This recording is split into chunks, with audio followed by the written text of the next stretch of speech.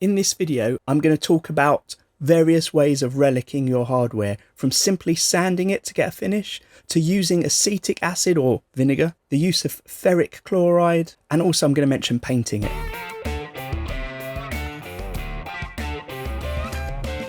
As you'll see from the hardware I'm using here, it's all chrome based hardware in this video, but essentially it's the same if you're using nickel or gold. This is all about how you can affect your actual metals and have a natural relic look. All the hardware you're going to see in here comes from the kit supplied to me by Guitar Kit Fabric. I've got a whole series about that thinline Telecaster kit, from unboxing it through to the finished guitar, all the stages in between, so you might be interested in those. I'll leave a link below, as I will to Guitar Kit Fabric. You'll see I've got a flat surface, actually an aluminium bar, that I've covered in sandpaper at 120 grit, so it's quite rough. And then I've been rubbing the surface down, essentially trying to remove as much chrome as I can. A lot of the chrome, and the same with the gold plated stuff you're going to have, is chrome over another material like a brass. So I start with the more aggressive paper like this 120, then I go to 240, sometimes another stage, before going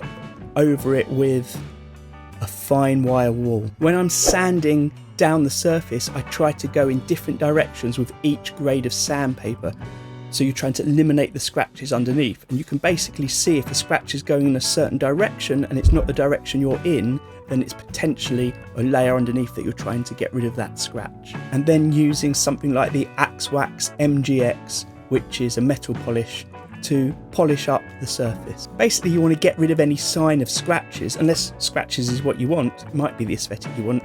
I end up with a surface like this where it's actually smooth, but it's letting through elements of the colour underneath. And with the machine head pegs, as you can see here, what's actually coming through as well is some of the black. What you're looking at here is simply a Tupperware box with a little bowl in it. So I can put all my hardware in here, then add the vinegar, which is essentially acetic acid. I'm using distilled white vinegar here.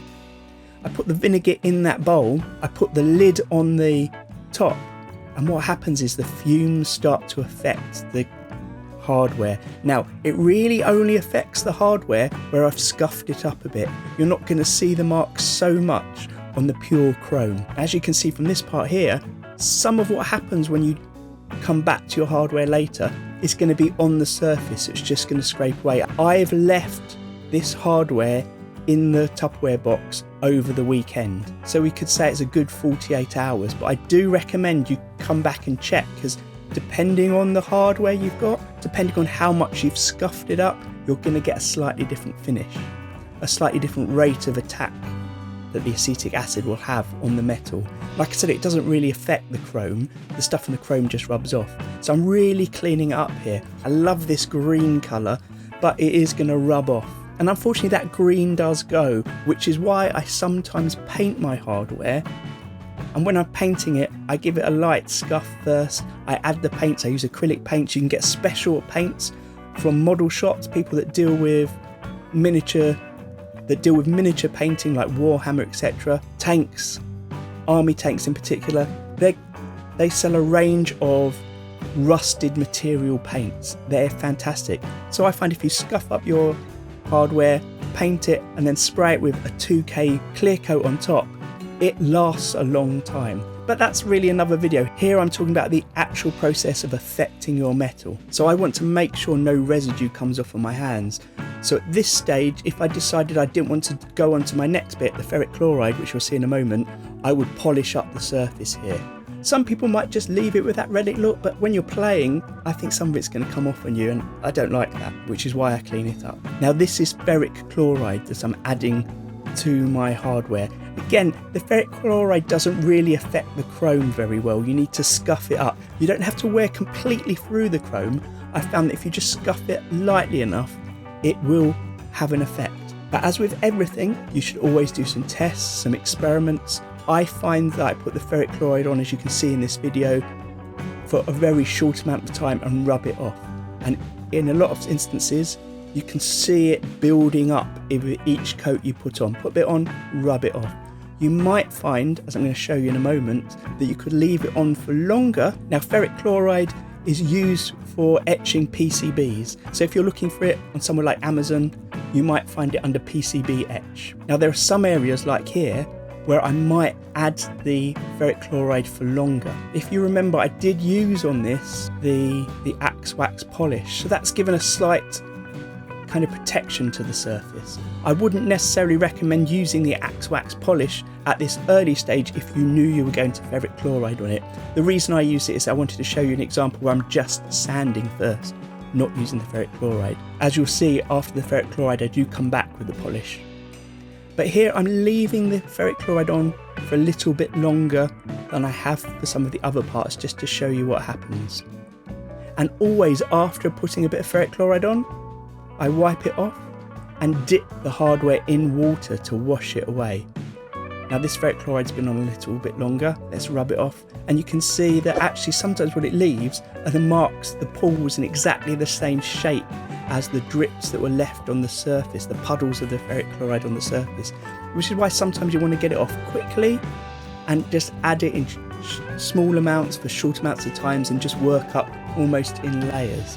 But perhaps you want those kind of drop shapes, which I'm getting here. I think it looks pretty cool myself. With the next layer I'm putting on a bit thinner so it won't pull up quite as much, and I'm using the tissue paper to kind of spread it around a bit and make it a bit more into small puddles and small lumps. I think that might give it a slightly more natural finish, and I'm leaving that whilst I get on with some of the other parts. You can see by the way I'm leaning on an old scrap of MDF that I don't mind if it gets covered in the chloride. You probably don't want the chloride getting on your best table. You can just about see here is I've used a vinyl stencil with the Devil and Daughters Guitars logo on it cut out. I've stuck that on the back plate and I'm adding the ferric chloride to it. Now this is sped up, but I ended up leaving the ferric chloride on for about 5 minutes. You can see it really darkens up before wiping it off and washing it off, and then deciding probably I needed an extra coat. It's essentially really working through that scuffed up finish to the colour that's underneath. Now what's cool is the chloride doesn't burn through the plastic or eat through the plastic, so you get the perfect outline of the thing that's cut in the stencil. And this is a cool idea for adding logos or details or patterns to your hardware in some way. By the way, I cut this myself using a clear cutter. Any vinyl plotter or cutter will do the job. You could even cut something out of a vinyl transfer paper by hand. There's one extra stage you don't need to bolt the equipment for, which is I'm using my ultrasonic cleaner to make sure I'm cleaning off any residue from the parts. You could just do that with water or soapy water to give it clean. And now I'm going back with the Axe Wax polish to really clean up the surface. What I don't want is any of the residue to be something that rubs off on your hand. Personally, I think this looks really cool. I'm really happy with this sort of finish. Now, one thing I always make sure I do after going through this process, because obviously I've cleaned the parts, there might be some water inside, so I let it all dry off, and then I make sure I add some lubricant to all the parts that are moving. So this isn't just the parts that are moving in things like the tuning pegs, etc. It's when I put the string trees on, I'll put a bit of lubricant underneath there. When I was sanding the top of the string trees, I made sure I didn't sand underneath, so hopefully none of the vinegar or the ferric chloride has affected the underneath, so it should still be a smooth underside for the strings. Now here's an add-on note. I wanted the screw heads to look reliced as well, but I didn't want to go through the whole process of relicing a screw because I don't want any of the screw that's going to go into the wood to have that relic finish. I want it to be nice and pristine. So I'm simply dipping the heads of the screws into the ferric chloride for a tiny amount of time, then washing it off. And you can see even just a couple of seconds, it dulls the surface off, which really adds to that old look. Someone left a comment recently in one of my Relic videos that one of the things about hardware on their guitars, which they've had for a long time, is the way the surface just dulls up and you lose the shine. A natural process which they said was quite hard to emulate, but I think this does a really good job of that. And I've done this without scuffing the surface first. These aren't chrome plated. So this is an example of if, for example, you're using nickel hardware, you probably wouldn't need to scuff the surface up before you use the ferric chloride. But you might find if you were using the vinegar, the acetic acid, scuffing the surface up might help the acetic acid, the fumes, affect some areas more than others, which might be a thing you're really after, a thing that you think might look quite good. It's all about experimenting, about your personal taste, your own preference as to how much relic to add and how little to add, how long to put the chloride on for, when to wash it off. Do you go through all the stages with the scuffing, then the vinegar, then the chloride, or do you just do the scuffing? Do you just do the scuffing and vinegar? Do you do all three?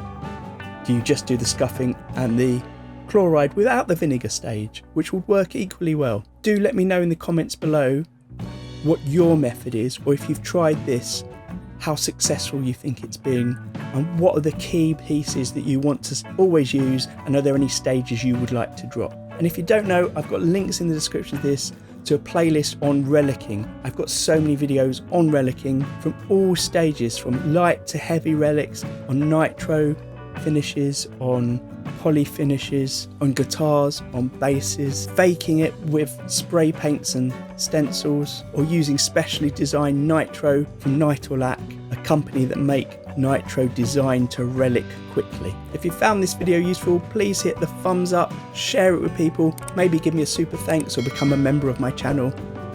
But until next time, happy strumming.